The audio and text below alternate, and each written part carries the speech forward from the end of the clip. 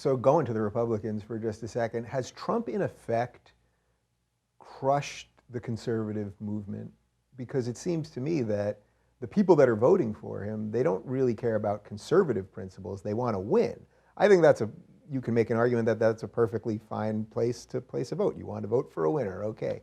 But in terms of conservative principles, this doesn't have a lot to do with the GOP nominee, right? It doesn't, but at this point, I mean, you have to distinguish between people who voted for him in the primary, which was 35% of the, or to 40% of the primary electorate, and meaning 60% voted for somebody else. Right.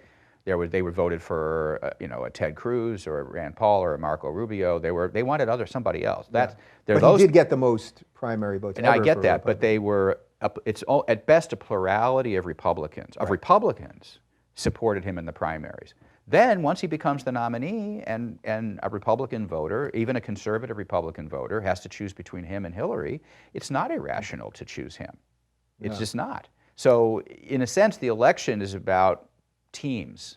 You're rooting for your team. You may not like the quarterback of your team, but you still want your team to win, right? Right. And so people who are Republicans want their team to win because they don't like the other team. Yeah, and you can really see that. And they might call in the sports radio shows and say, I wish they'd get rid of this quarterback, but you know what? He is the quarterback, so let's win. Yeah. And so I wouldn't tar with the same brush people who support Trump now, that he's the nominee, than people who supported him to make him the nominee. That's a different thing.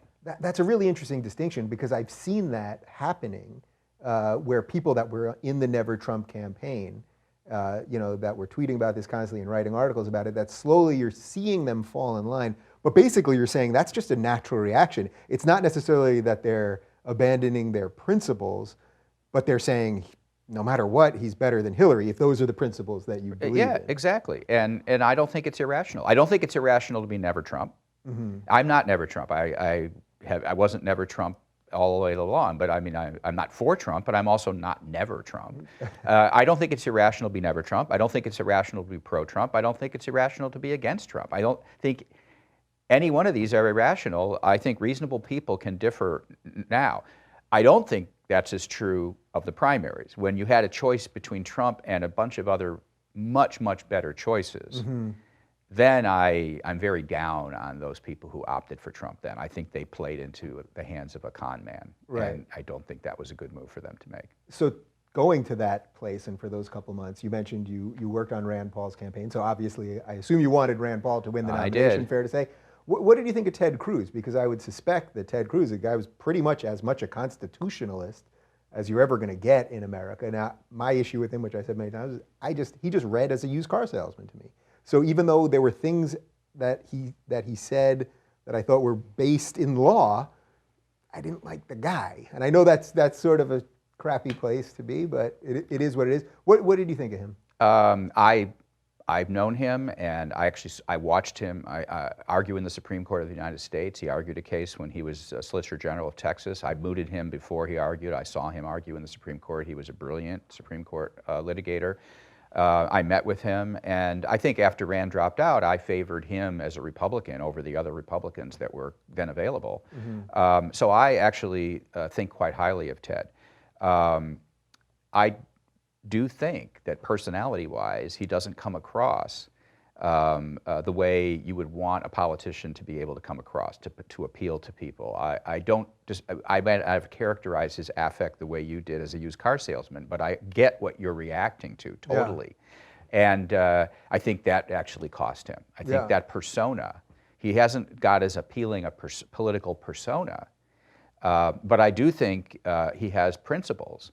I do think he is in his heart of heart a conservative. I don't think he's a libertarian, but I'll tell you, of all the conservatives I've ever seen run for office, I think Rand is a libertarian, but of all the conservatives I've seen run for office, he's the only one who I saw during his campaign specifically list libertarians as people whose support he was seeking respectfully. He would list them. Libertarians should support me. This people should support me. And I've never seen a conservative Republican politician favorably appeal to libertarians like that before, and that tells me something about the guy that I like. Yeah. So as someone that, understands the system, understands the laws that we're governed by, and you see all this and you watch the primaries and how it all shook out, do you place a certain amount of blame on the media for how this whole thing has happened? That Trump didn't run on principles really, but ran on, I'm going to win and I'm going to do this via the media and I'm going to keep my name out the most, and little Marco and crooked Hillary and Lion Ted and everything else. And I had Scott Adams on, the creator of Dilbert, last week, and he really laid out why he doesn't love Trump the man, but he understands what he did. And do you blame partly just the media for not making people understand the way this is all supposed to work? Well, I can blame the media for almost everything. Right. It's a bit of a, I'm giving you a wide net there, yeah. We can blame for everything. But, our political elite are pretty bad, and the media is part of that. And so the media, sure. If I had to more specify who I would blame, because I think in some respects, the mainstream media, so to speak, is predominantly lefty, and I get that. That's sort of like a given. It has been like that my whole life.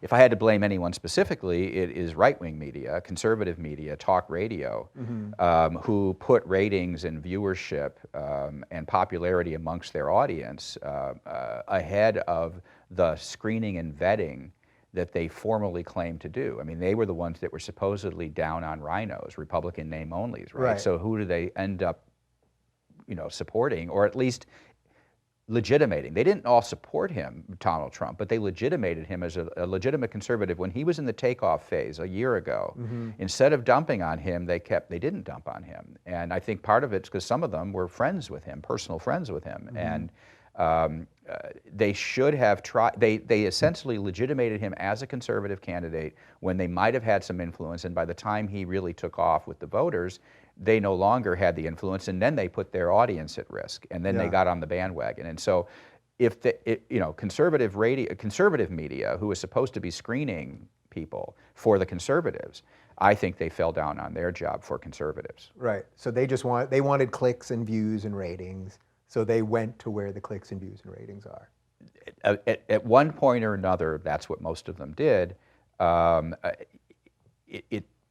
can't explain them. I think it would probably have to go down individually by individual why they did what they did. But I was screaming at the radio or the TV saying, this guy is not for real. Yeah. And they weren't prepared to say that early on. Yeah.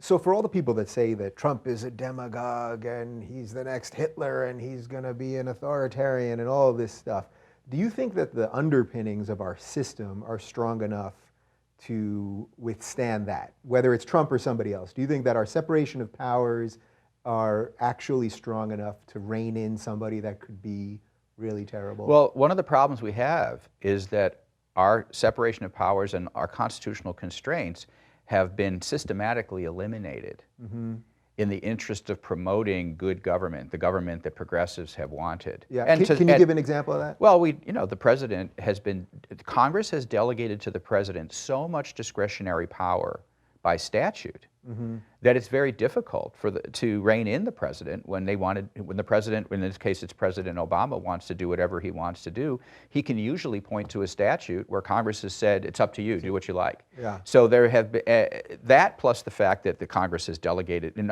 in my book, Our Republican Constitution, I have at least one chapter on separation of powers and 2 chapters on federalism about how these constraints on federal power have been systematically overridden for a long time, for 100 years, not just recently. And as a result, one by one of the checks on the president's power have been eliminated, and it makes us more vulnerable to an authoritarian president if we were to get one. It's as though you were flying on an airplane and you're shutting down, that has a lot of redundant safety mechanisms built into it. Right. And one by one, you're shutting them down, and the plane still is in the air, right? But and then now you're down to one engine, and you're still flying, right? But if anything were to happen, you've eliminated your redundancy. And the Constitution had a lot of redundancy built into it that's been eliminated.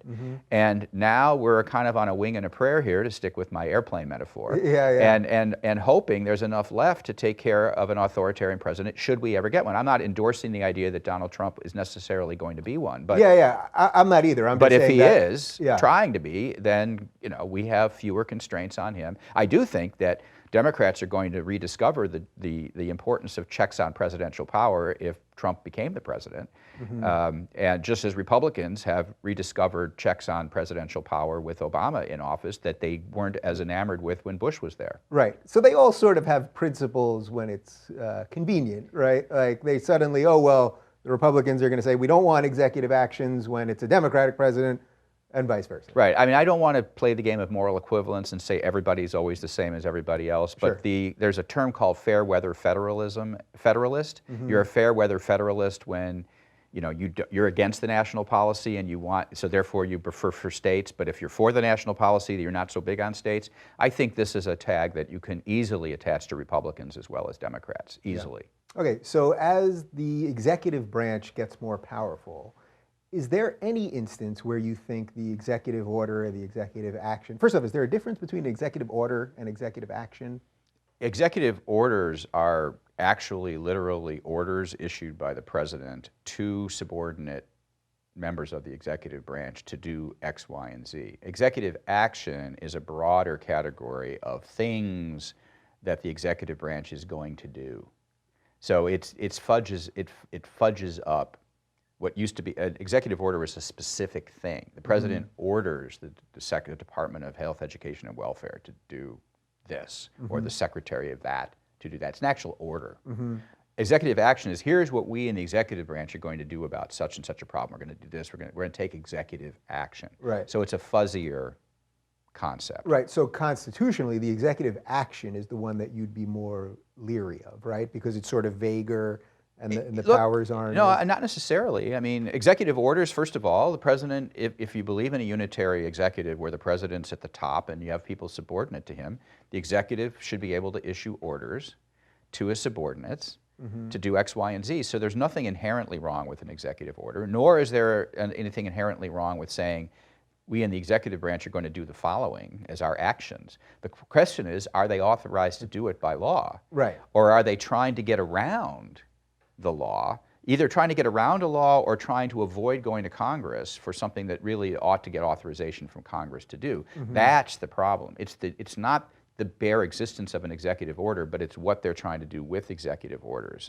And it's what presidents have been doing for a while. And as I said earlier, mostly what they do, they can justify doing by the discretion that Congress has given them in innumerable statutes where Congress has dropped the ball and said, you do what you like. Right. And then when they turn around and start doing what they like, then everybody gets upset, but then Congress can't stop them from doing it without having another law that the president's going to have to sign, and they won't sign. So now Congress, having given up discretion to the executive branch, can't reclaim that power without the cooperation of the president, and that's not going to happen. So it's like a self-fulfilling prophecy, sort of. Congress doesn't do anything. They give the executive branch the power. The executive branch uses the power. Then they get upset. But you've just created this mechanism that will just kind of keep Right. Well, itself. in my book, I do talk about why it was the progressives hit upon the administrative state, which is all in the executive branch, to essentially make the laws of the country.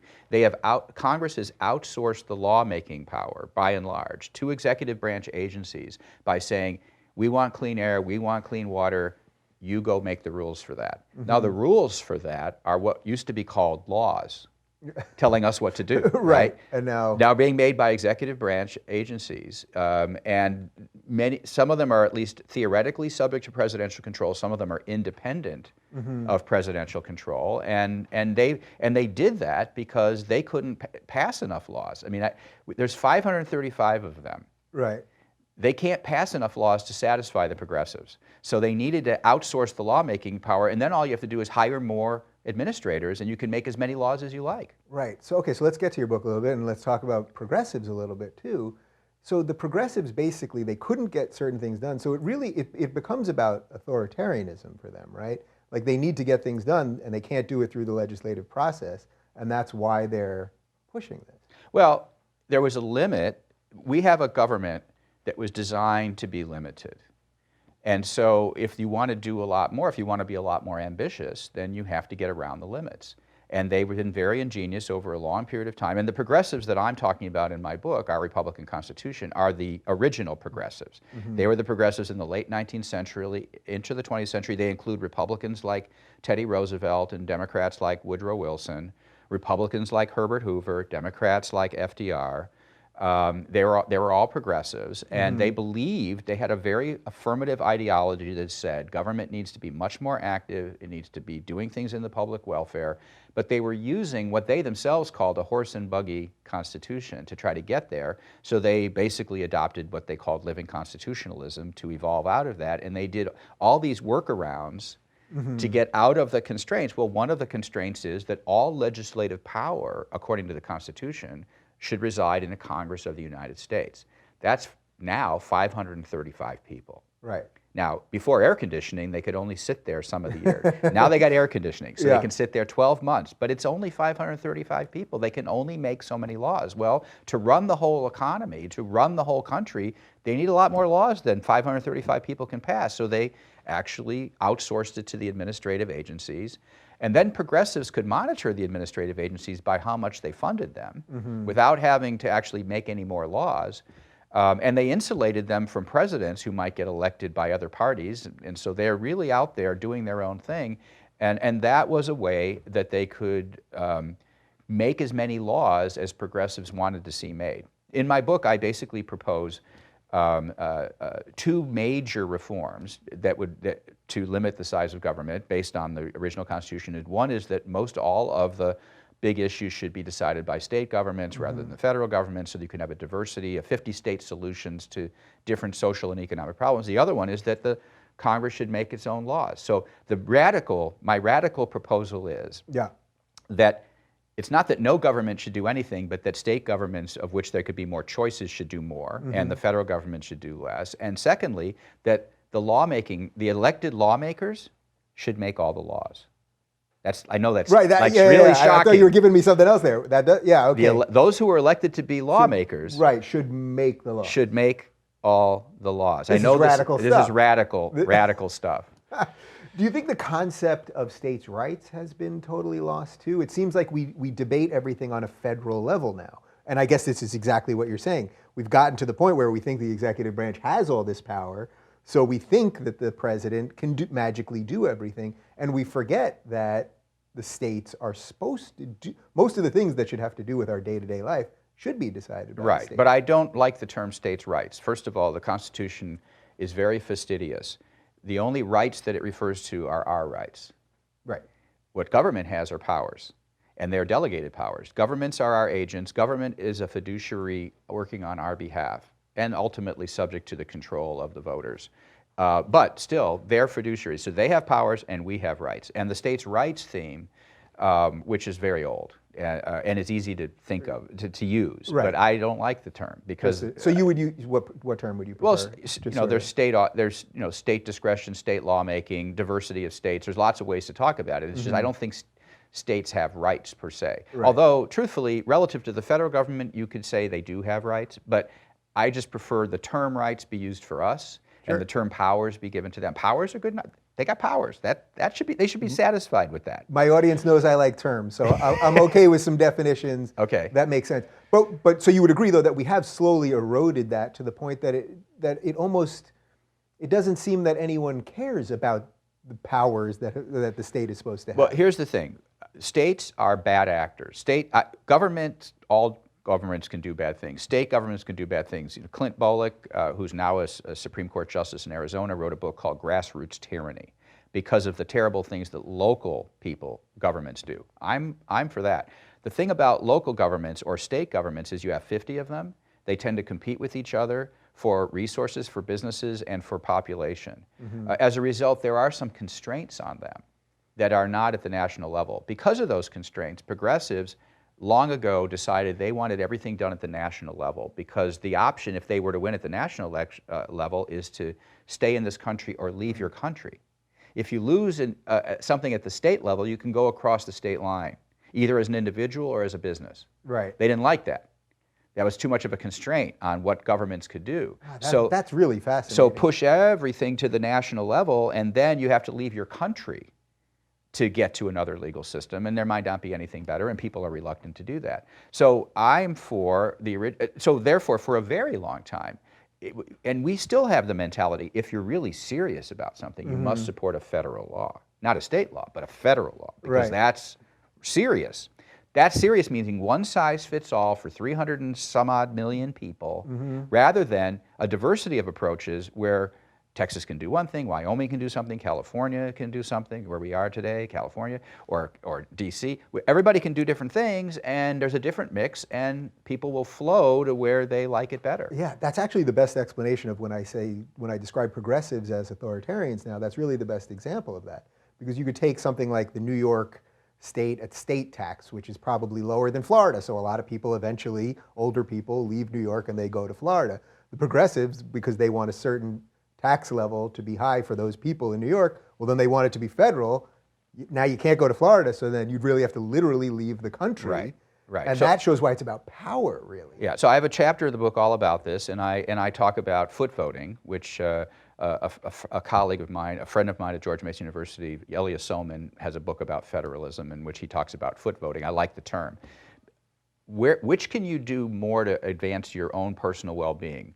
Electoral voting in the ballot box, where you're one of millions, or foot voting, where you actually have it within your power to uproot yourself and move across. Now people say, well, but if people don't move. People have been moving all the time. In fact, the South had to pass laws that prohibited labor agents from coming down and recruiting blacks to go north to work in better locations because blacks were fleeing the South to live in the North after the Civil War.